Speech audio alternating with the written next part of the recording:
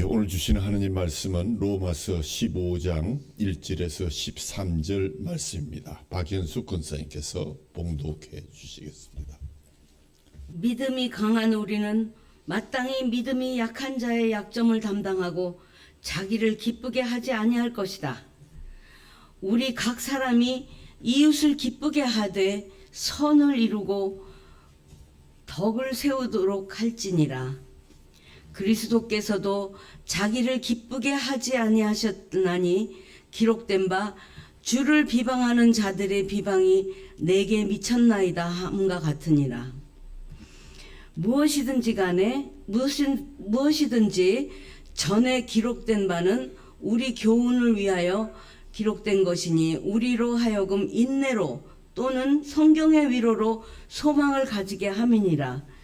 이제 인내와 위로의 하나님이 너희로 그리스도 예수를 본받아 서로 뜻이 같게 하여 주사 한 마음과 한 입으로 하나님 곧 우리 주 예수 그리스도의 아버지께 영광을 돌리게 하려 하노라. 그러므로 그리스도께서 우리를 받아 하나님께 영광을 돌리신것 같이 너희도 서로 받으라.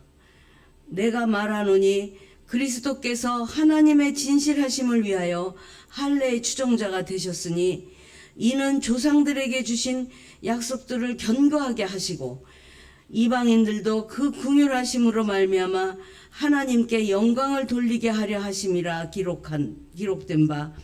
그러므로 내가 열방 중에서 주께 감사하고 주의 이름으로 찬송하리로다 함과 같으니라. 또 이르되 열방들아 주의 백성들과 함께 즐거워하라 하셨으며 또 모든 열방들아 주를 찬양하여 모든 백성들아 그를 찬송하라 하셨으며 또 이사야가 이르되 이새의 뿌리 곧 열방을 다스리기 위하여 일어나시는 이가 있으리니 열방이 그에게 소망을 두리라 하셨느니라. 소망이 하나님이 모든 기쁨과 평강을 믿음 안에서 너희에게 충만하게 하사 성령의 능력으로 소망이 넘치게 하시기를 원하노라. 아멘. 우리 간절기에 서로 영육 간의 강건함을 누리고 또 연약한 지체들을 위해서 우리가 함께 기도하는 그러한 아름다운 공동체가 되기를 소원합니다. 우리 어제는 우리 설기군이 소극장에서 하는 그 연극을 관람하러 갔다가 참 하나님께서 우리에게 주신 달란트로 하나님께 영광을 돌리는 것이 무엇일까 하는 것을 깊이 생각할 수 있는 그러한 기회가 되었습니다. 우리 오늘 읽는 본문 앞에 14장을 읽어보면 믿음이 연약한 자를 비판하거나 정죄하지 말라. 그리고 오늘 15장에 오면 한 걸음 더 나아가서 믿음이 약한 자의 약점을 너희들이 담당해야 된다라는 권면을 듣게 됩니다. 기독교 신앙에서 윤리는 어떤 독립되어 존재하는 가치가 아닙니다. 즉 남을 비방하지 않고 그 사람의 약점을 함께 짊어지는 것은 기독교 신앙의 근본적인 진리의 근거에서 주어진 권면입니다. 우리가 이런 고급한 윤리를 따르는 것은 우리는 이런 윤리 자체가 아주 고급하다, 너희들보다 높다 하는 그런 어떤 상대적인 우월감이 아니라 우리의 윤리적 행동은 우리가 가진 신앙을 표현한 것으로 믿는 바를 드러내는 순종의 행위입니다. 로마서 1장에서 11장까지는 타락한 인간의 현실과 예수 그리스도의 그 은혜로 우리가 구원을 얻게 됐다. 하나님의 구원에 대한 설명을 길게 해놓고 있습니다. 그 구원은 이미 2000여 년 전에 하나님께서 이미 이루어 놓으셨습니다. 그리고 로마서 12장 이후부터 하나님의 자비하심을 전제로 해서 그 은혜로 확정된 우리의 미래를 이제 신자들이 삶에서 어떻게 구체적으로 누려야 하는가를 설명해 주고 있습니다. 12장 1절 보면 그러므로 형제들아 내가 하나님의 모든 자비하심으로 너희를 권하노니 너희 몸을 하나님이 기뻐하시는 거룩한 산 제물로 드리라. 우리 교회가 처음 설립하고 첫 주일낮 예배에 설교했던 바로 구절이 이 로마서 12장 1절 거산제 거룩한 산 제물로 드리십시오라는 제목으로 설교했던 기억이 지금도 새롭습니다. 여기서 은혜를 구체적으로 누리는 인생이라는 것은 우리가 선택한 타락에서부터 출발해서 하나님이 없는 세상에서 무엇인가를 경험하고 예수를 만나고 이제 하나님과 함께 사는 것이 무엇인지를 확인해서 하나님이 이미 이루어 놓으신 구원을 우리가 누리면서 천국의 여정을 달려가는 데 있다라고 생각하면 될 것 같습니다. 우리의 구원은 사실상 이미 창세 전에 그리고 2000여 년 전 예수님을 통해서 그 십자가를 통해서 일어난 사건이기 때문에 뒤바뀔 수 없는 그러한 확정된 사랑의 사건입니다. 번복될 수 없습니다. 단지 누가 이런 수혜자로 내장되었고 부르심을 받았는가에 대한 우리 인간들이 외면적 판단을 하는 것은 참으로 위험하고 어설픈 것이다 라는 점을 우리가 유의해야 할 뿐입니다. 그러나 살면서 보다시피 우리 모두는 죄인으로 태어났습니다. 구원은 이미 예수님 안에서 완성되었는데 태어나기는 우리가 죄인으로 태어났다 하는 것은 얼마나 역설적인지요. 바로 하나님은 거기서부터 출발하십니다. 역사 속에서 이미 구원해 놓으신 완성하신 구원이 우리 각 개인에게 구체화될 수 있도록 현실화하는 과정, 그것이 바로 구원의 역사입니다. 사람마다 죄인으로 태어나 하나님 없이 살다가 예수를 만나게 됩니다. 그리하여 예수님 안에서 하나님이 이루어 주신 것과 세상이 만들어내는 것에 분명한 차이를 목도하면서 하나님이 정하신 인간의 영광과 또 궁극적인 목적을 예수님 안에서 비로소 확인하게 됩니다. 이것이 바로 인생인 것입니다. 그러므로 우리가 사는 인생은 내가 선택한 만큼 내가 책임을 진다 하는 그런 보상을 받는 삶이 아닙니다. 하나님 없는 비참한 삶에서 빠져나와서 예수님으로 말미암아 하나님의 자녀로 살게 된 이 누리는 영광의 삶이며 지금도 계속되고 있는 하나님의 일하심, 하나님의 사역에 동참하는 그런 삶입니다. 하나님께서는 지금도 계속해서 인류를 부르시는 구원의 역사를 펼치고 계십니다. 이 일은 예수님이 다시 오시기까지 계속될 터인데 여기 우리 모두가 이 역사에 함께 참여해서 부르심을 받고 길 공동체를 세워나가고 예배에 참여하고 있는 것, 이것이 바로 하나님의 은혜인 줄로 압니다. 우리가 수요일 예배를 통해서 배우고 있는 갈라디아서에 보면 6장 1절에서 5절을 제가 읽습니다. 형제들아, 사람이 만일 무슨 범죄한 일이 드러나거든 신령한 너희는 온유한 심령으로 그러한 자를 바로잡고 너 자신을 살펴보아 너도 시험을 받을까 두려워하라. 너희가 짐을 서로 지라. 그리하여 그리스도의 법을 성취하라. 만일 누가 아무것도 되지 못하고 된 줄로 생각하면 스스로 속임이라. 각각 자기의 일을 살피라. 그리하면 자랑할 것이 자기에게는 있어도 남에게는 있지 아니하리니 각각 자기의 짐을 질 것이라 하는 말씀이 오늘 서로의 짐을 지라는 이 주제에 가장 맞는 성경 말씀이기도 합니다. 우리는 매사 살아가면서 분명한 삶의 태도를 가지기 위해서 잘한 사람, 잘못한 사람, 옳은 사람, 그른 사람, 유익함과 무익함 등 쉽게 둘로 나누는 것에 매우 익숙해져 있습니다. 그러나 그것에 매우 신중해야 합니다.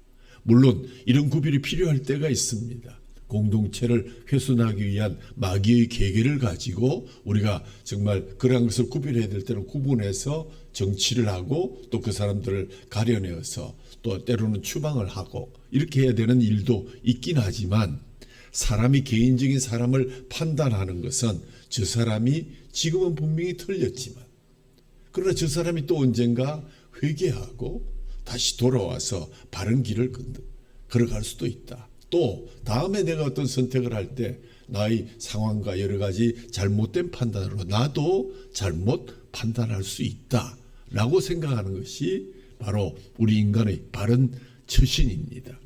내가 이번에는 옳았지만 이 옳음이 늘 계속된다는 보장이 없습니다. 그리고 지금 내가 옳다는 것도 지극히 상대적인 것일 수도 있습니다. 언젠가 저 사람이 잘못을 깨닫고 회개하고 돌아올 수 있다는 이해와 기대와 꿈과 기도가 있어야 됩니다. 이것을 깨달음이라 그럽니다. 만일 누가 아무것도 되지 못하고 된 줄로 생각하면 스스로 속임이라는 말씀은 바로 이런 차원입니다. 그냥 흘러가면 저절로 모든 것이 잘 되어서 발전되어서 언젠가는 하나님의 나라에 도달하게 될 것이다 라는 막연한 발전론적인 진전하는 그러한 성화가는 대단히 위험한 것입니다. 예전에 그리하신 것처럼 하나님은 지금도 그런 것 때문에 우리를 늘 보살피시면서 일하고 계시고 성령님은 우리를 위해서 탄식하고 계십니다. 인류가 하나님 앞에 거역하고 멸망을 자초했을 때에도 하나님은 그들이 행한 대로 갚지 않으시고 기다려 주셨고 또 당신의 아들을 보내서 구원을 이룩해 주셨습니다. 하나님 지금도 그렇게 일하고 계시니 지체 중에 범죄한 일이 드러나거든 하나님의 일하심을 믿고 그 짐을 나누어 지라고 말씀하는 것입니다. 짐을 서로 지라 난 것이 무엇일까요? 서로 동료가 되고 이웃이 되고 가족이 되라는 것입니다. 나는 저 사람들과 다릅니다. 우리는 저런 형편없는 죄인들과 다릅니다. 하고 성을 쌓아놓고 우리를 자랑하고 우리끼리 만족하는 것은 결코 바른 신앙이 아닌 것입니다. 오늘 성령님과 성경은 우리에게 말합니다. 그러한 자들과 함께 짐을 지라. 참 끄림직한 얘기입니다. 내가 볼 때 저 사람은 틀린 이야기고 저 사람은 정말 가치가 없는 사람인데 하나님이 나를 보고 그 사람과 함께 짐을 지라. 그냥 따로따로 짐을 지라 해도 좋겠는데 그 사람과 함께 짐을 지라고 말씀하십니다. 그들의 동료로 보냄을 받은 것이니 비판하지 말고 정죄하지 말고 그들의 약점을 담당할 수 있어야 된다. 로마 14장에 보면 남의 하인을 비판하는 자 너는 누구냐라는 구절이 있습니다.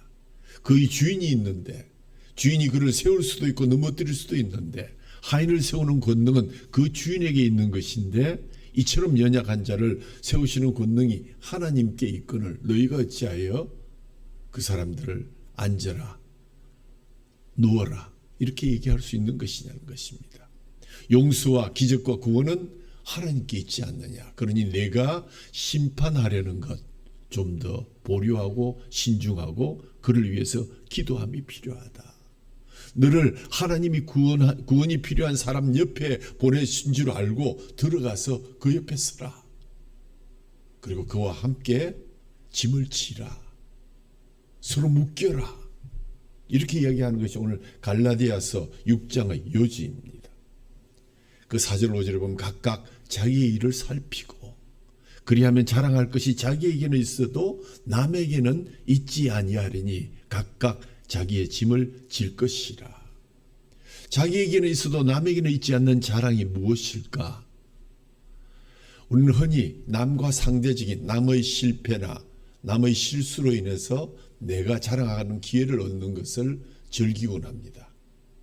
우리가 하나님의 세우심, 하나님의 고쳐주심, 그리고 하나님의 베푸심을 위해서 우리가 보냄을 받았고 또 이 자리에 서 있고 또 우리 옆에 내가 보기에 모자라는 이웃이 있다는 사실을 자랑하라는 것입니다. 내가 잘나서 자랑하라는 것이 아니라 하나님이 나와 그가 함께 짐을 지도록 기회를 주셨구나. 그것 자랑하라는 것입니다.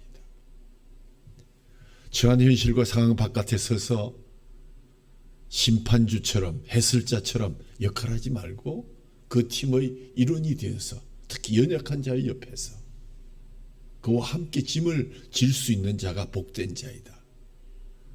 예를 들면 한국 축구가 요즘 잘하긴 합니다만은 지고 나면 그냥 다들 해설자입니다. 아, 걔가 이래야 되는데 뭐 쟤가 어때고 감독이 잘못됐고 내가 그럴 줄 알았다. 뭐 다시는 이제 축구 안 본다.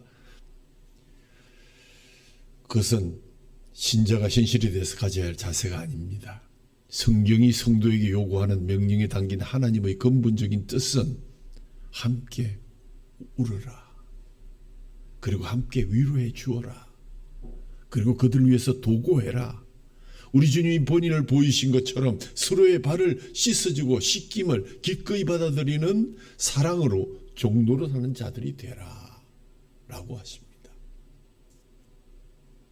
주님께서 우리의 발을 씻겨주신 것도 파격적이지만 죄인인 내가 주님 앞에 발을 내어놓고 주님 제 발을 씻어 주십시오 하고 눈물 흘리는 것, 그것 또한 합력하여 선을 이루는 길이기 때문입니다.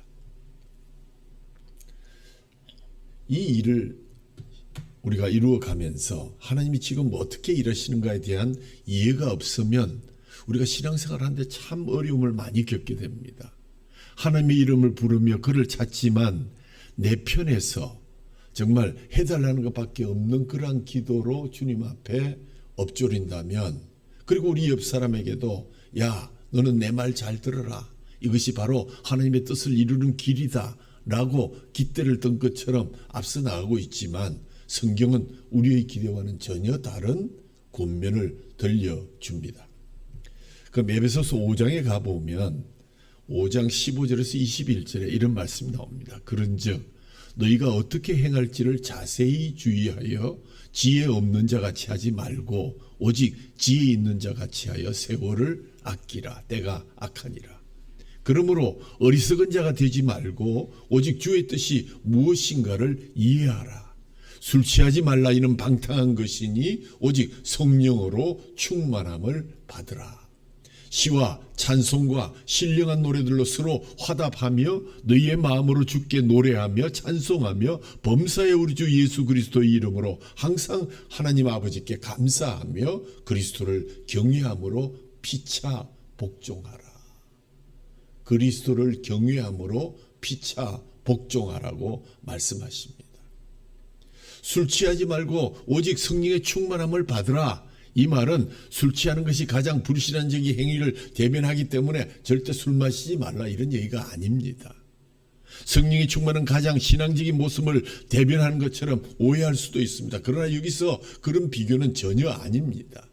세월을 아껴야 하기 때문에 그냥 술 먹고 자고 늘어지고 생각 없이 살아가는 그것 잘못된 것이다. 세월을 아껴야 되는 것이다. 하나님께서 너희들에게 준 귀한 세월, 오늘 하루 또 새 달을 주셨고 새 시간을 주셨고 새 예배를 주셨고 새 말씀을 주셨는데 그저 그렇구나 하고 술 마시듯 넘어가지 말라는 것입니다. 세월을 아끼는 문제, 곧 날마다 오늘을 사는 문제에 관한 권면을 우리에게 주신 것입니다. 오늘이 어떤 날입니까? 반복되는 일상이 이어지는 가운데 별별 일이 다 생기는 인생의 무대에 살고 있지만 신자의 인생이든 불신자의 인생이든 다를 바 없는 먹고 살기 힘든 빠듯한 일상에서 때로 예상치 않은 그러한 봉변도 당하고 일도 생깁니다. 차를 타고 가는데 돌이 날아와서 창문이 깨졌습니다. 가정에도 끊임없이 일이 터지고 우리가 사는 사회에도 사건과 사고가 끊이질 않습니다. 간혹 뜻밖의 행운이 생기기도 하지만 말입니다. 또한 오늘은 내가 준비하는 것이 아니라 하나님이 준비하셔서 나를 이끌어 주신 그 공간과 시간의 개념으로 받아들일 수 있어야 합니다. 여러분이 한국에 태어나고 싶어서 태어나신 분이 안 계실 것입니다. 어느 나라에 태어나고 어떤 신분과 처지 속에 사는가는 하나님이 정하셨고 우리를 그리로 보내셨던 것처럼 오늘 우리는 이 자리에 하나님을 만나고 성령님과의 뜨거운 교통을 위해서 예배하게 된 것, 하나님이 이 시간 이 공간에 보내주신 줄로 믿으시기 바랍니다. 그렇습니다. 이것을 감수하지 못한 채 나는 왜 이럴까?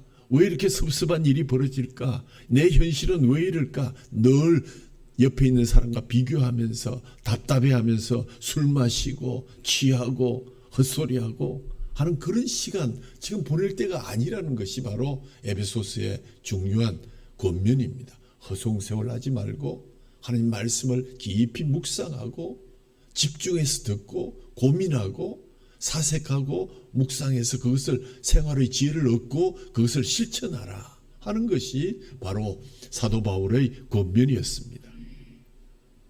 고민하면서 죽어나라 라는 그러한 말, 주님의 말씀으로 도전을 삼고 그 말씀을 가지고 내 생활에 어떻게 실천할 것인가, 나는 어떻게 고쳐나가야 될 것인가, 어떻게 죽어나갈 것인가를 생각하는 것이 바로 성경을 대하는, 성령이 이끄시는 자리, 성령이 함께하는, 우리에게 요구하시는 깨닫는 자리, 집중해야 되는 그 자리가 바로 성령 충만의 자리입니다. 우리에게 현실은 때로는 싫고 억울한 것들로 가득 차 있기도 합니다. 하나님이 그런 것으로 우리를 보내십니다. 왜요? 거기서 여러 이웃들과 묶이도록 우리를 보내셨습니다. 그들의 짐을 함께 지도록 보내셨습니다. 그러니 우리나라에 쓸만한 사람이 없더라도 여러분 하나만 제대로 있으면 되는 그런 괜찮은 사람이 되시기를 바랍니다. 그물이 다 찢어졌어도 그런 말 있죠. 성한 그물코 10개만 있으면 고래를 잡을 수 있다. 그렇습니다. 그물이 다 찢어지고 성한 그물코 10개만 있으면 고래도 잡을 수 있다는 얘기는 바로 아브라함이 말했던 의인 10명만 있으면 하나님이 이 땅을 살리실 수 있다는 말씀과 일맥상통한 말씀입니다. 나 하나가 꽃펴야 먼저 이 땅이 꽃밭이 될 수 있는데 남이 왜 꽃이 안 피는가? 두리번두리번하고 자기는 시들어 죽어간다면 그것 이상 더 큰 비극이 어디에 있겠습니까? 그물이 다 찢어지면 조그마한 멸치나 이런 새끼들은 걸리지가 않습니다. 그러나 제대로 된 코 다 찢어지고 성한 그물코 10개만 있으면 고래가 지나가다가 걸리게 돼 있습니다. 그렇습니다. 그들 때문에 하나님이 봐주신다는 뜻이 아니라 10명 때문에 이 나라를 살려주겠다는 그런 뜻이 아니라 몇 군데만 성해도 그물 노릇을 할 수 있도록 하나님께서 역사를 이끌어 가시니 너부터 먼저 성한 그물이 되라고 말씀하시는 것입니다. 그러려면 성령 충만하셔야 합니다. 지난주에 말씀드린 것 같이 막연하게 순환론적으로 뭔가 이루어지겠지 되는 대로 그것을 믿음으로 착각하는 그런 어리석은 자가 되지 말고 진전을 기다릴 때가 아니라 지금 이 시간 주시는 하나님의 은혜와 성령의 충만함으로 깨어 있어서 성한 그물코 하나가 되게 한다면 여기서 그 인구 작던 베드로 시절에 3,000명, 5,000명이 회개하고 돌아왔는데 왜 이 전을 채우지 못할까? 이 나라를 채우지 못할까? 할 수 있는데 내가 성한 그물코가 먼저 되어야 된다는 말씀입니다. 그것은 내가 잘나라는 얘기가 아니라 나 하나가 바로 섬으로서 내 옆에 있는 그런 나에게 묶이도록 준 우리의 이웃들과 함께 그들의 짐을 지고 천국 도성을 함께 달려갈 수 있도록 주님께서 예비해 놓으셨다는 것입니다. 그러므로 우리가 그냥 은혜와 성령이 충만함으로 깨어 있어서 그들을 그냥 흘려보내지 않고 늘 축적하면서 필요할 때 영적 도전에, 영적 전쟁에 그것을 거룩한 낭비로 쓰고 새로운 친구를 얻고 이웃을 얻는 그러한 삶의 여정, 도전적인 삶을 성령 충만의 삶으로 살아가라고 주님께서 우리에게 말씀하고 계십니다. 그렇습니다. 주님의 은혜와 성령의 누적된 충만함으로 마귀들과 싸워서 이겨서 때로 고래를 잡기도 하는 하나님의 역사가 내게 이루어진 것은 오직 하나님의 은혜요, 하나님이 묶어주신 나와 함께 짐을 매라고 하신 내 옆에 있는 내가 보기에는 연약하지만 그러나 우리가 힘을 합쳐서 주님의 뜻을, 그래서 모든 것이 합력하여 선을 이루는 그러한 뜻이 있음을 기억하시기를 바랍니다. 여러분이 서 있는 자리를 여러분의 편한 식으로 판단하지 마십시오. 모든 역사가 여러분 중심으로 이루어진다고 생각하면 큰 오산입니다. 여러분과 함께 묶여있는 이웃이 인생의 가장 큰 장애며 짐이 된다고 억울하고 투덜대지 마시기 바랍니다. 그런 이웃과 함께 있는 그곳이 하나님께서 일하시기 위해서 여러분을 보내신 자리요, 여러분과 묶어서 한 팀을 만들고, 그래서 서로 같은 짐을 서로 함께 질 수 있고, 여러분과 이웃을 그렇게 묶으셨다는 것을 기억해서 그 짐을 감수하고 그 점을 자랑하고, 어떻게 감수할 수 있을까? 답이 없는 인생을 기다리며 사는 것, 여기서 하나님이 어떻게 일하시나 보자 하는 마음으로 기다리면서 하나님 나에게 말씀해 주십시오, 제가 그 일을 감당하겠습니다 하는 여러분의 준비만 되어 있으면 하나님은 여러분에게 그러한 기회를 주실 것입니다. 그러니 이제 어떻게 하라 그러십니까? 시와 찬송과 신령한 노래들로 서로 화답하며 너희의 마음으로 주께 노래하며 찬송하며 범사의 우리 주 예수 그리스도의 이름으로 항상 하나님 아버지께 감사해라. 이제는 정말 행복해서 죽을 것 같다는 마음으로 살아야 될 때가 된 것입니다. 그건 놓치면서 매일 나는 언제 저 친구처럼 저 자리에 가볼까? 저 가벼운 짐을 지고 올라가는 저 친구는 얼마나 멋있을까? 행복할까? 그렇지 않습니다. 옆에 같이 짐을 지고 갈 연약한 이웃을 주심을 자랑하시기를 바랍니다. 감사하시기를 바랍니다. 우리가 어떤 형편을 겪어도 하나님의 은혜를 감당하지 못하는 지경에 이른 없다는 사실을 꼭 기억하시기를 바랍니다. 그래서 어디를 갑니까? 그리스도를 경외함으로 피차 복종하는 지경에 이를 수 있어야 된다. 피차 복종한다는 말이 무슨 말씀입니까? 저 사람 때문에 내가 어려워졌다고 생각하지 말라는 것입니다. 그 사람이 없으면 안 되는 인생으로 여기고 살아가라는 것입니다. 너 때문에 내가 함께 짐을 질 수 있는 기회를 얻었고, 너 때문에 내가 하나님의 일을 이루어갈 수 있는 그러한 기회를 얻었으니 내가 자랑하라는 것입니다. 본문 1절 2절에 믿음이 강한 우리는 마땅히 믿음이 약한 자의 약점을 담당하고 자기를 기쁘게 하지 아니할 것이라. 자기 기쁨에 도취되는 것, 그것 이미 우리에게 죽었던 생명을 주 예수 그리스도의 그 십자가의 속량을 우리를 건졌을 때 우리를 만끽하고 다 누렸던 사실들입니다. 그 작은 기쁨에 너무 탐닉하지 말고 약한 자의 약점을 감당하는데 거기서 기쁨을 찾고, 우리 각 사람이 이웃을 기쁘게 하되 선을 이루고 덕을 세우도록 하라. 바로 이렇게 하는 것은 하나님께서 말씀하신 선을 이루고 덕을 세우는 그러한 일이 되는 것입니다. 그렇습니다. 우리 자신들이 되돌아보면 모든 것이 하나님의 은혜였다 하는 것은 부인할 수 없는 사실입니다. 영화 배너는 만약에 메살라가 없었더라면 아마 10분 안에 끝날 영화죠. 영화가 될 수가 없습니다. 그렇게 해서는 우리의 이 본문을 담아낼 수가 없습니다. 예수님의 인생은 어땠습니까? 십자가에 죽습니다. 그가 원해서 죽으신 것이 아닙니다. 아버지여, 할만하시거든 이 잔을 내게서 지나가게 해주십시오. 예수님은 그렇게 진심 어린 기도를 드렸습니다. 그러나 아버지께서는 죽음의 자리를 원하셨고 예수님은 그 뜻에 순종해서 죽음의 길을 가셨습니다. 그렇기 때문에 인류의 역사가 되었고, 그렇기 때문에 놀라운 부활의 그러한 문이 되어서 인생의 우리 역사에 큰 자국을 남기게 된 것 누가 알았겠습니까? 여태껏 우리는 우리의 선택이 잘 됐고 우리의 능력이 괜찮았고 우리의 이해나 우리의 IQ가 모든 것을 결정한 것으로 생각하지만, 우리가 오늘 이 예수님 안에서 본 것이 무엇입니까? 이 사도 바울의 권면에서 본 것이 무엇입니까? 그분 안에서 기적을 보았습니까? 예수님의 기적이 어디 담겨 있었습니까? 보수감에 담겨 있었습니까? 아닙니다. 그 기적은 말구유에 담겨져 있었습니다. 우리의 삶이, 우리의 생애가, 우리의 형편이 말구유보다는 낫지 않습니까? 말구유 정도만 되면 또 어떻습니까? 거기에다가 예수님의 놀라우신 은혜를 담아 주시겠다는데 그저 감사히 받아야지요.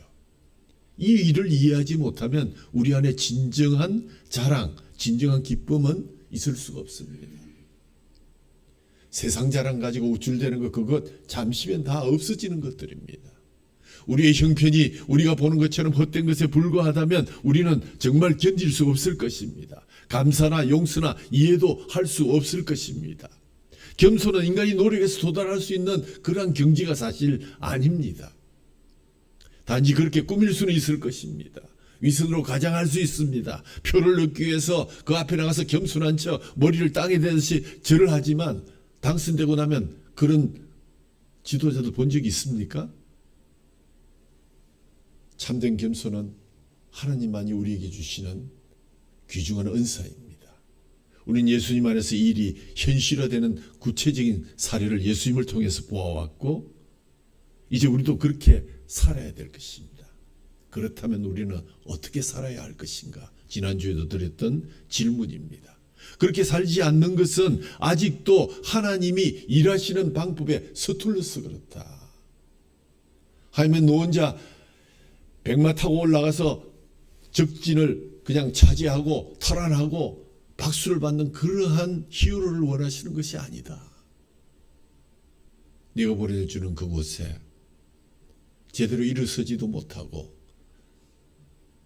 겨우 힘을 발휘할 수도 없는 자가 큰 짐을 메고 끙끙거리고 있는 그 자리에 너를 보낸 것은 그와 함께 그 짐으로서 그가 너와 같이 나의 자녀가 되기를 원합니다. 라고 말씀하신 것입니다.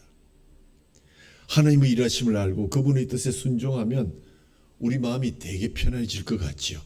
근데 그렇지는 않습니다. 왜냐하면 원래 우리가 죄인이요 사람의 마음이 그렇게 깊고 넓지가 않기 때문입니다. 그래도 늘 걱정하고 아슬아슬하고 조마조마하지만 그 속에서 순종하면서 하나하나 확인하고 기뻐하고 감사하고 그렇게 나아가는 것이 우리의 천국을 향한 여정입니다. 우리가 할 수 없는 것을 하게 되는 것은 하나님이 예수님 안에서 그걸 먼저 그렇게 해주셨고 또 그렇게 계획하셨기 때문입니다. 우리로서는 받을 자격이 없는데도 하나님이 우리에게 허락하셨기에 그런 하나님의 일하심을 우리가 따라가고 있는 것입니다. 이제 우리는 예수님 안에서 하나님의 성실하심을 보았고 그 은혜를 입었고 그 명예를 알게 되었습니다. 그러므로 힘써 순종하는 일만 남아 있습니다. 그래야 모든 것이 합력하여 선을 이루게 될 것입니다. 그리스도를 경외함으로 피차 복종하기를 다짐하셔야 합니다. 못 참겠으면 그냥 한강에 가서 고함 한번 크게 지르고 돌아오십시오. 그리고 다시 그 못난 사람, 그 보기 싫은 사람과 함께 그 짐을 다시 지고 가십시오.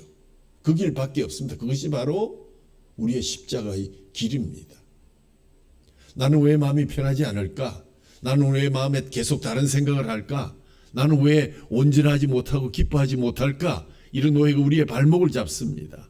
이런 생각으로 내가 모험하고자 하면 자기를 닦고 또 닦느라 삶을 실제로 살아내지 못합니다. 우리가 돌을 닦는 사람들이 아닙니다.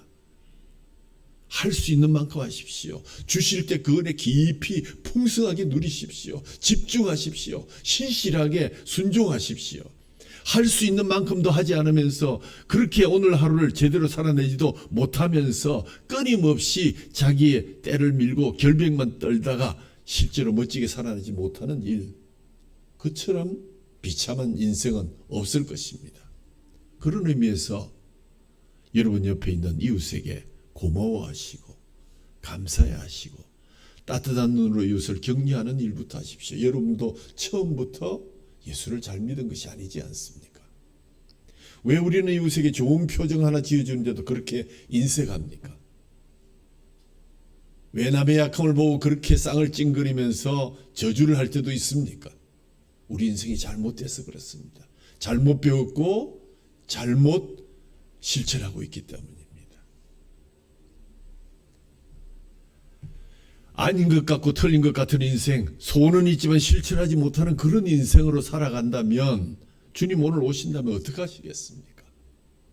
하지만 우리는 그리스도께서 여신 길에 이미 서 있습니다. 주님이 우리를 보내주셨습니다. 이것도 은혜입니다. 기쁜 마음으로 교회 나오시고 기쁜 마음으로 예배하시고, 고린도전서 2장 사도 바울이 이런 말을 합니다. 형제들아, 내가 너희에게 나아가 하나님의 증거를 전할 때에 말과 지혜의 아름다운 것으로 아니하였나니 내가 너희 중에 예수 그리스도와 그 십자가에 못 박히신 것 외에는 아무것도 알지 아니하기로 작정하였습니다.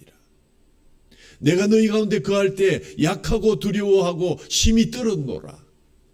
내 말과 내 전도함이 설득력 있는 지혜의 말로 하지 아니하고 다만 성령의 나타나심과 능력으로 하여 너희 믿음이 사람의 지혜에 있지 아니하고 다만 하나님의 능력에 있게 하려 하였노라.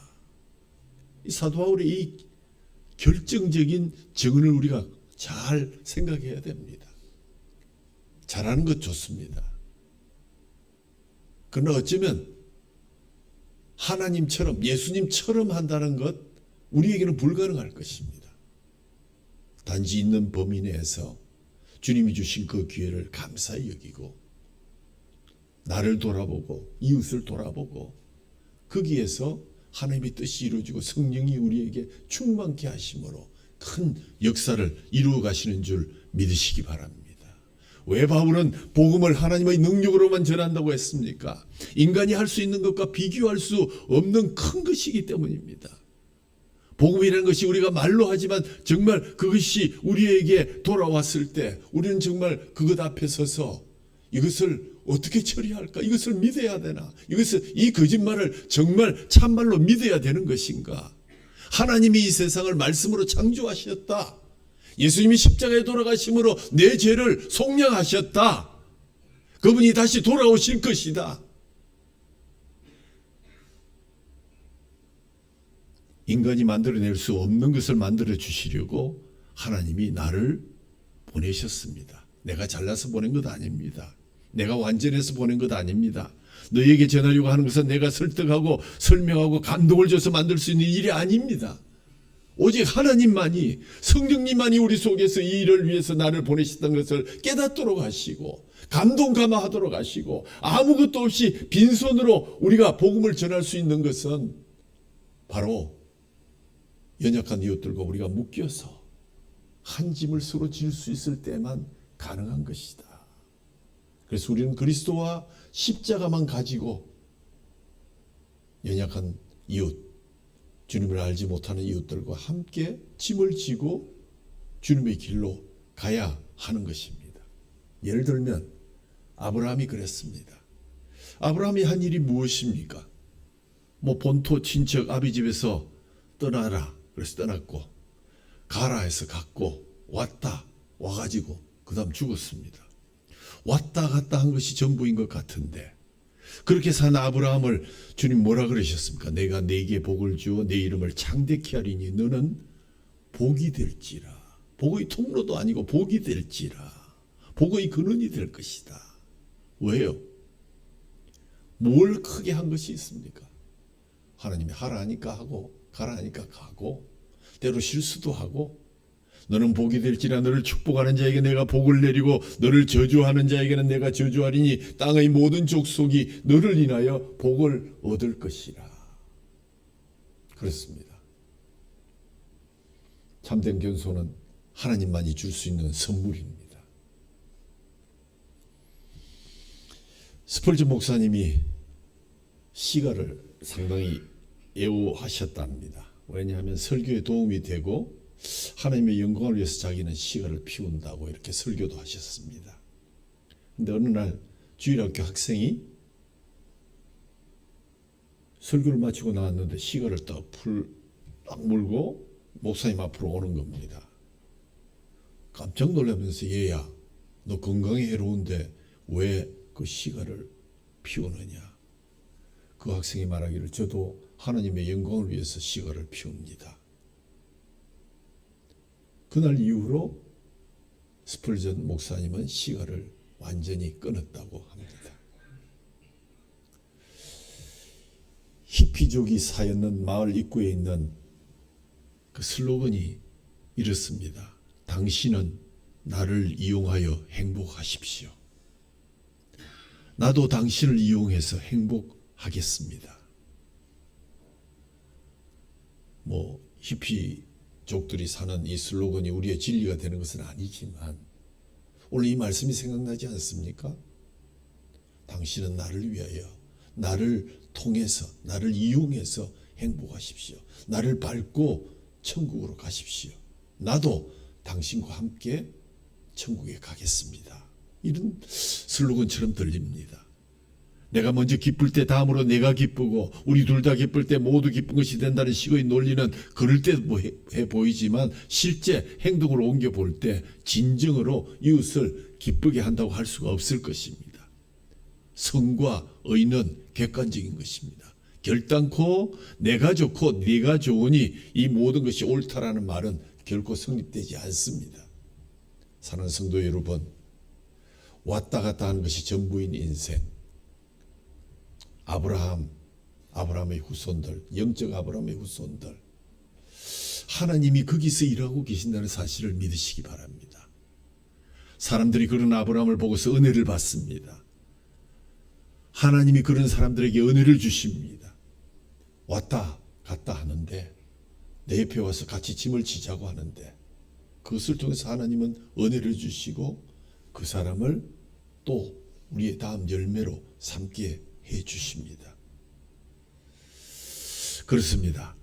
예수님이 보여주신 길, 아무것도 아닌 것 같고 망하는 것 같은 십자가의 길로 하나님이 은혜를 담으시겠다고 하시니 우리는 그 길로 갈 수밖에 없습니다. 왜냐하면 우리가 여기까지 온 것이 하나님의 은혜예요. 은혜 없이는 이제 살아갈 수 없는 존재가 되었기 때문입니다. 어느 수준 이상이 되어야 이 은혜를 담을 수 있다고 기준을 정하신다면 그것처럼 어리석은 일은 없습니다. 그냥 감사하시면 됩니다. 그냥 찬송하시면 됩니다. 마음 놓고 사시면 됩니다. 시와 찬송과 신령한 노래들로 서로 화답하며 감사하며 피차 서로에게 복종하면 그것이 끝입니다. 그렇게 하시면 됩니다. 여러분 삶의 모든 조건이 하나님의 통치 아래에 있음을 기억하시기 바랍니다. 이웃을 여러분과 묶어서 우리 모두의 인생이 하나님의 주도권에 예수로 말미암아 인류의 역사와 역사의 운명을 자신에게 묶으신 능력에 붙들려 있음을 기억한다면 우리의 삶은 바로 기적이 될 수 있는 것입니다. 아니야, 나는 이런 예르네하고 같이 짐을 못 져. 담을 쌓고, 그래서 루트가 이런 말을 했습니다. 사람의 종이 아니면서 또한 모든 사람의 종이 성도의 삶이다. 사람의 종이 아니면서 모든 사람의 종이 되는 것이 성도의 삶입니다. 본질에는 우리가 서로 일치해야 되겠고, 비본질에는 좀 힘들어도 관용하고 그 모든 일을 할 때 사랑으로 하라 하는 말씀 기억하시기를 바랍니다. 찬양직 117번 펴주시기 바랍니다.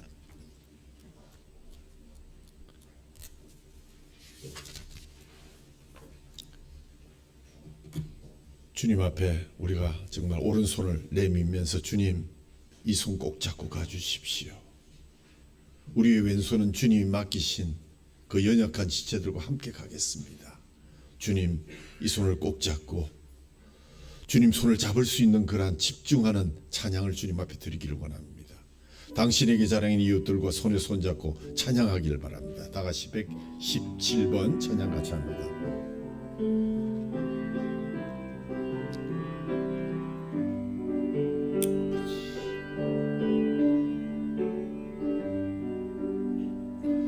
주님여, 이 손을 꼭 잡고 가소서. 약하고 피곤한 이 몸을 폭풍우 감소 해치사 빛으로 손잡고 날 인도하소서.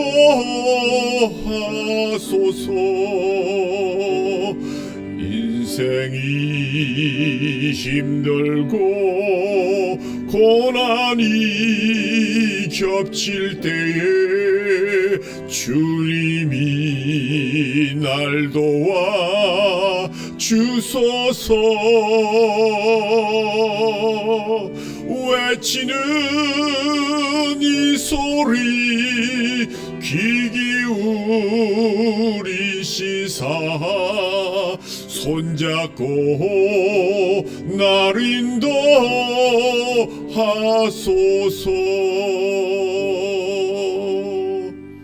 아직 여러분의 오른손을 주님이 잡지 않으셨습니까? 이제 눈을 감고 이 찬송을 다시 한번 부릅니다. 이 찬송 부르시는 동안 주님이 성령님을 통해서 우리의 손을 붙잡기를 원합니다.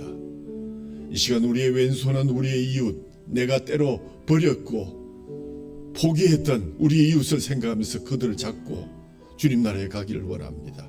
다 같이 눈을 감고 오른손을 주님 앞에 내밀면서 이 찬송 같이 합니다. 주님의 손을 꼭 잡고 가소서. 주님여 이 손을 꼭 잡고 가소서.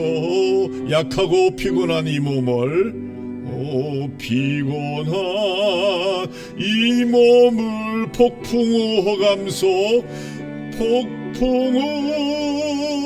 허감 속 해치사 빛으로 손잡고 날 인도하소서.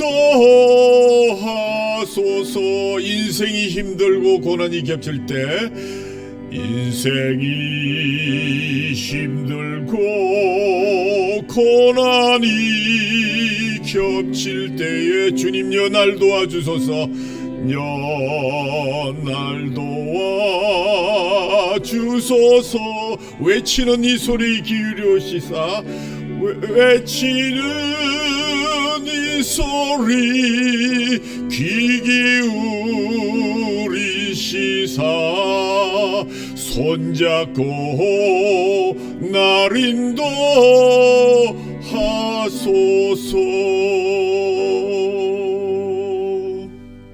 하나님 아버지 감사합니다. 아무것도 아니라고 생각했던 우리의 존재가 하나님의 신비이며 능력이며 하나님이 기뻐하시는 하나님의 방법이라는 것을 다시 한번 확인합니다. 하나님을 사랑하는 자, 곧 주님의 뜻대로 부르심을 받은 자들에게 모든 것이 합력하여 선을 이룬다고 하셨사오니, 예수를 믿는다고 고백했으니 십자가의 길을 따라가며 자랑하고 찬송하는 영광이 있게 하옵소서.